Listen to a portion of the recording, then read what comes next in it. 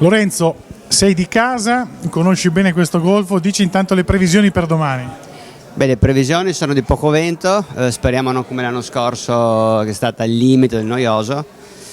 Noi abbiamo una barca buona dai 5 agli 8 nodi, per cui il poco vento ci va bene. Chiaramente non lotteremo per la vittoria,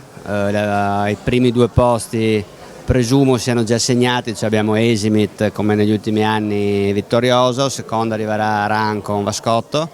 e il terzo posto è ambitissimo tra virgolette tra i normali, perché sono un sacco di barche molto vicine come velocità, quindi la vera barcolana sarà la vittoria vera barcolana sarà chi arriva terzo. Con De Angelis scherzavamo perché ha fatto svuotare la barca in maniera assoluta, ma ha detto Ruffo però l'ha fatta svuotare ancora di più. No, abbiamo tolto quel po' di piombi che c'erano, abbiamo tolto il tangone, abbiamo tolto tutto, andremo in giro con un genacker e un fiocco e basta, proprio per andare leggeri. Abbiamo, diciamo, l'altra faccia medaglia, ci sono tanti ospiti, chiaramente a barcolana e soprattutto far vedere la vela ai non addetti ai lavori, per cui gli ospiti ci sono, siamo quasi in 30 in barca, per cui un sacco di gente,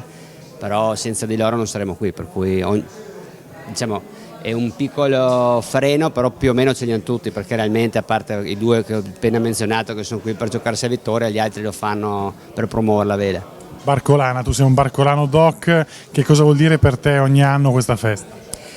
Beh, vuol dire tornare a casa e vedere come si evolve un po' la vela, vedere tanti amici, sono 4 giorni che faccio le 3 di mattina, c'è la festa del Cattevic, la festa di Linus, la festa della Barcola, per cui veramente siamo più o meno sempre gli stessi, quei 50 velisti e amici locali che fa in giro di tutte le feste e si ritrovano e fanno un po' di casino.